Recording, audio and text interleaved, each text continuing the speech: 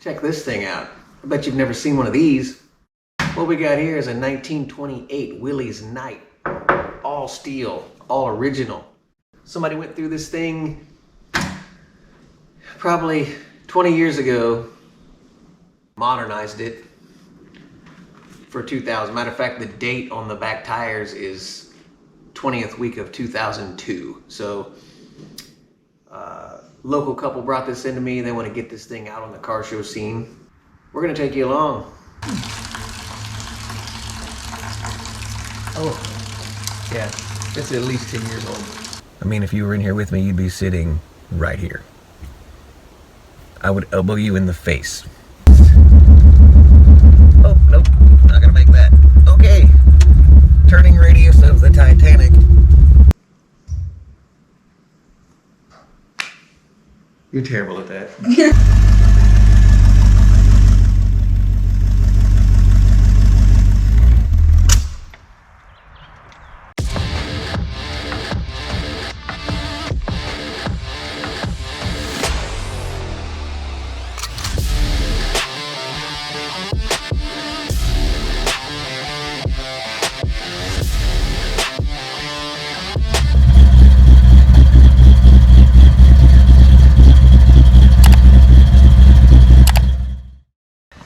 Let's check this oil real quick. This thing's been sitting forever. Let's see. Just about perfect.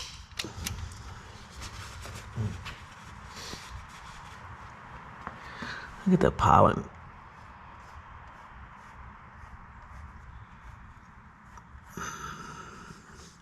Now they're custom. Yeah, she's been sitting for a minute. So,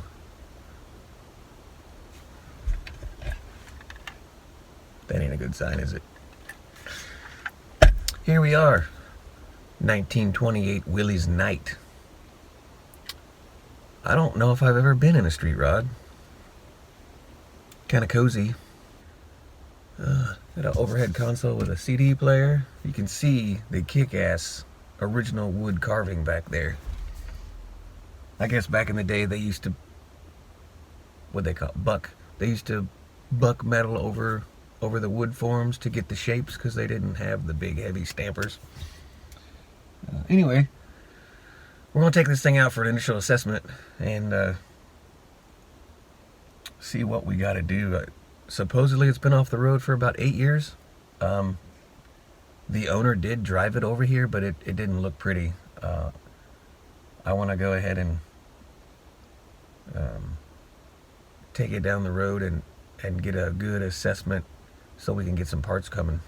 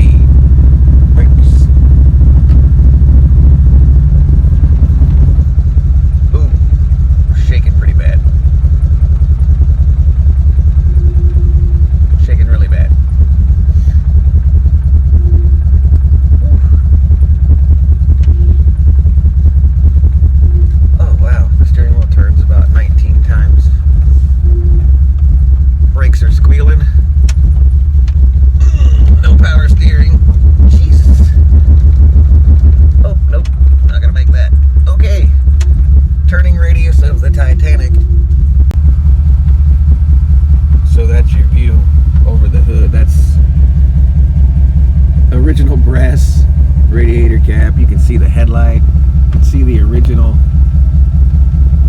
road lights there with the brass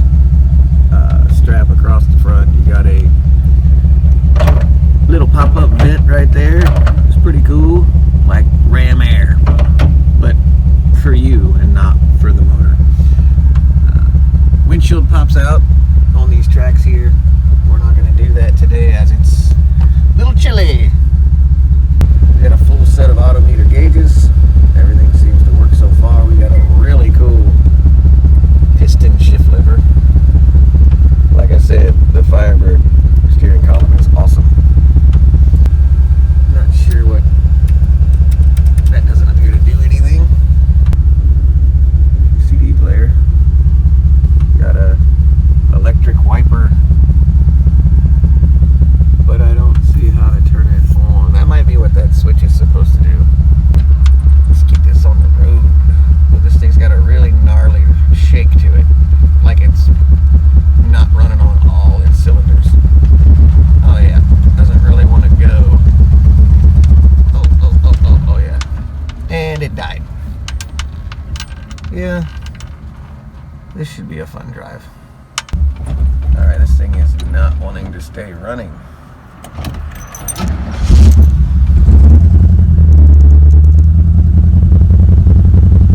I'm thinking we've got some carburetor issues.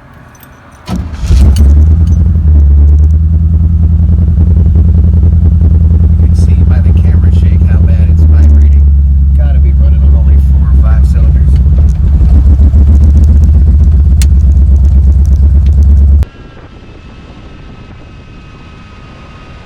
Oh gosh, here we go. This should be fun. Oh, man. So, we're not even able to turn around in a cul-de-sac with this turning radius. Alright. And she died.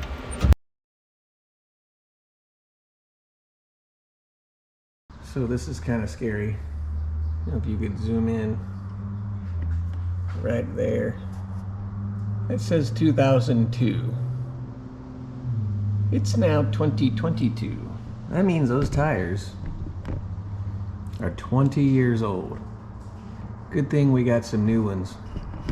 I may have snuck in a size or 2 taller just to give this thing a little bit more rake. Well, from this angle, you can see the heat wrap. It's wrapped all the way down each side of the transmission. Looks like in an effort to keep the transmission cool. However, you can see that side is hard on the pan. You couldn't even get to those bolts if you wanted to. And we have to drop this pan, change the gasket and fluids. So, we're gonna do something with this exhaust. So we ordered up some regular old mufflers, kind of like the ones we put on the C10. They're center in, offset out. That'll allow it to clear the battery. Which, by the way, this is an interesting setup here. Side post. It's got a hold down, which is good, but not sure about the battery being here. Maybe we need to get an access panel so you can charge this thing without laying on the ground if it goes dead. Remember when you're doing this kind of work with these... Wow, that was a lot louder than I thought it was going to be. When you're working these power tools like this that are able to take pieces of your body off to wear your safety equipment, I cannot find my safety glasses, so I'm just going to rely on the old trusty Nike sunglasses.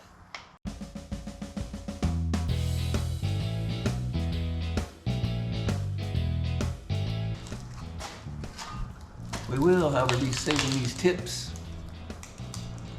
Some kick-ass car to put those on somewhere. So already, just from popping this out of the clamp, I was able to get more than 1 inch of clearance between the exhaust pipe and the transmission pan. You can see that that's what I'm talking about. You can see how hard riding. Not only was it riding that, but all this heat was transferred right into this pan. Over here we got plenty of room. That should play into our favor. Next piece.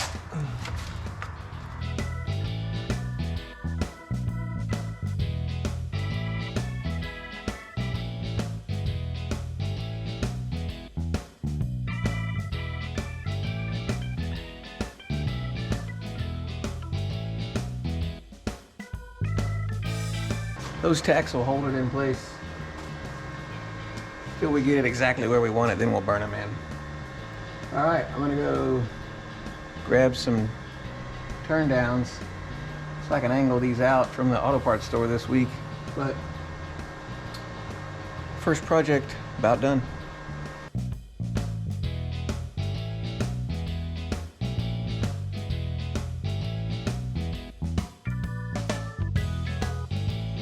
All right, I just wanted to take a second and talk about this transmission filter kit. So you can see the filters installed there. There's your old filter and gasket. So this is basically just a very simple auto parts store replacement kit for the Turbo 350. They're probably all the same. However, I do want to talk about the gasket for the pan real quick. I've had some issues with this, so I want to give you a couple tips to help you not have to deal with leaks. So you can see the gaskets laid out here. This particular kit has a rubber style gasket. I don't really have a preference. I've had cork, rubber, I don't know what's the metal impregnated one, whatever. But you want to take some time and have it laid out so it lays smooth. Also notice this right here. See how that bolt hole is not stamped out? That will cause you a nightmare trying to get a bolt in while you're holding this pan above your head with transmission fluid dripping in your eye. Ask me how I know. So take a second, lay this thing out. Actually, I will take some tack. It's not glue. What is that stuff called? I gotta find it. The stuff you brush on, tack something, tack. Anyway, I got some tack stuff. I'll show you when I pull it out. You brush it on the pan rail and set the gasket on it. That way when you manipulate the pan up in there, it don't move around at all. That'll really help you get this back together and have a very little chance of a leak, because I hate a car that leaks. Nothing sucks worse than moving a car and having to go find a rag and clean a spot, especially if you don't have enough room. So just a little tech tip there.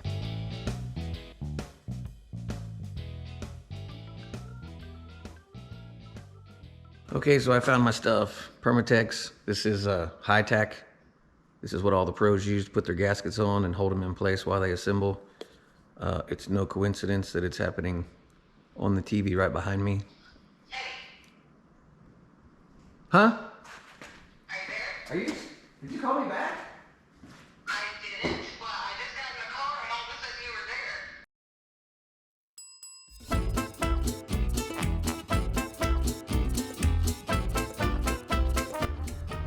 there. On to the oil.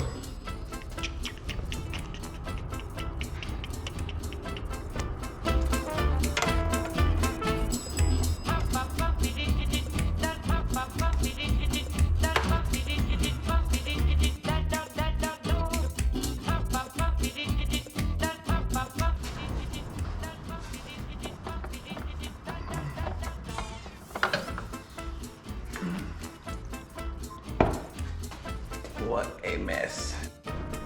Well, we're gonna have to come inside now. I had to bring the Camaro in.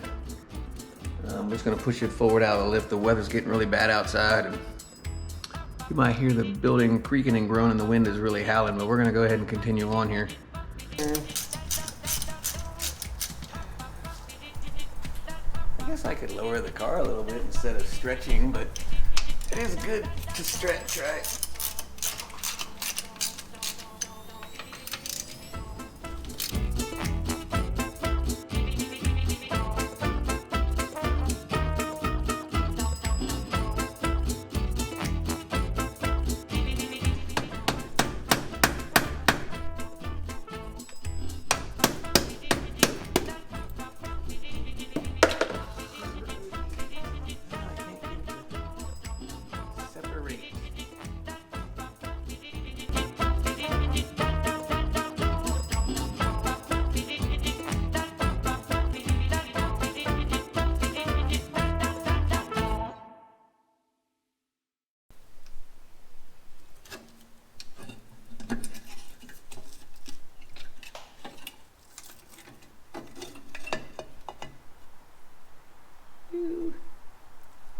Actually, it's fairly clean inside.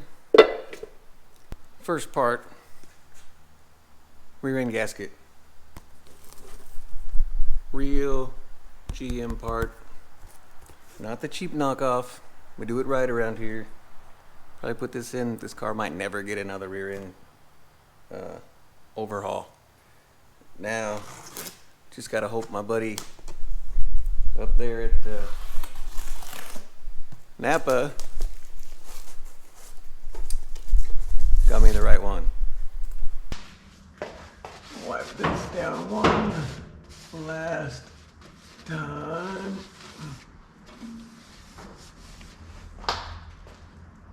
So this would be the gasket. I don't know what rear end is any 82 Malibu, apparently what this is from. But it's not a 10 bolt like I thought, so we do have a spare 10 bolt gasket now. This right there fits perfect. It's something weird. Must be like a 7.5 or something tiny. Gasket tack. Try not to get any on the Camaro. And we'll slide this up in place.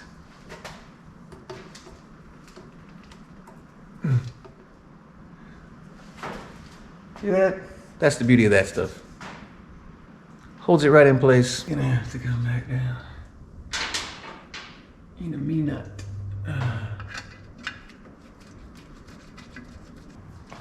Bottle number 2. So you're filling this up until it runs out basically, but to the bottom of the hole is the fill.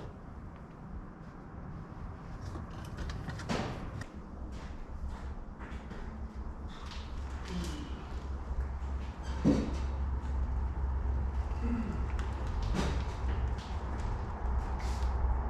dire need of a bigger shop.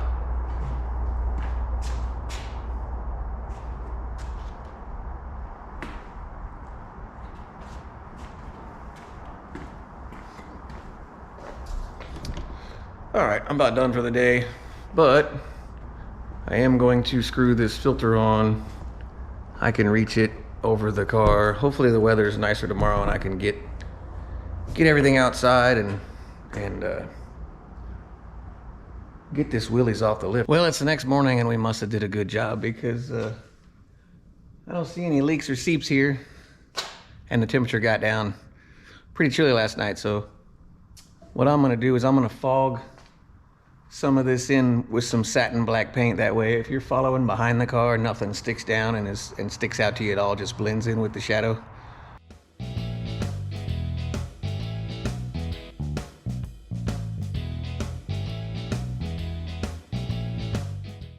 And there you have it. Exhaust is all in. Header wrap is all in. Oil's been changed, transmission pan, gasket and fluid's been changed. Rear end gasket's been changed. Chassis's been lubed. I don't think there's anything else to do under here. Let's get this thing on the ground. All right, so that's gonna conclude the Willys episode 1. You've seen us completely strip it down. You've seen the exhaust get replaced. The only thing I didn't do under the car was the new fuel filter. I just got it. But we did the rear end, we did the transmission, we modified the exhaust, we put new mufflers on it.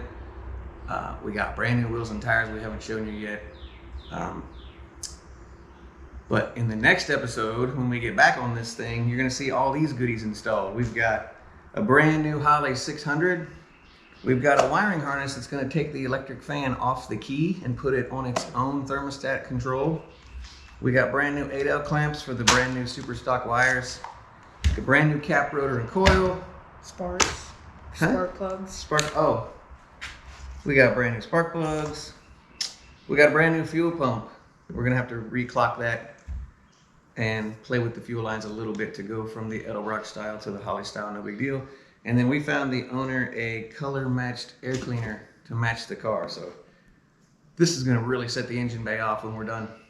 Yeah. So stay tuned. Episode 2 of the Willys back on the street. All the shiny stuff goes on. You're terrible at that.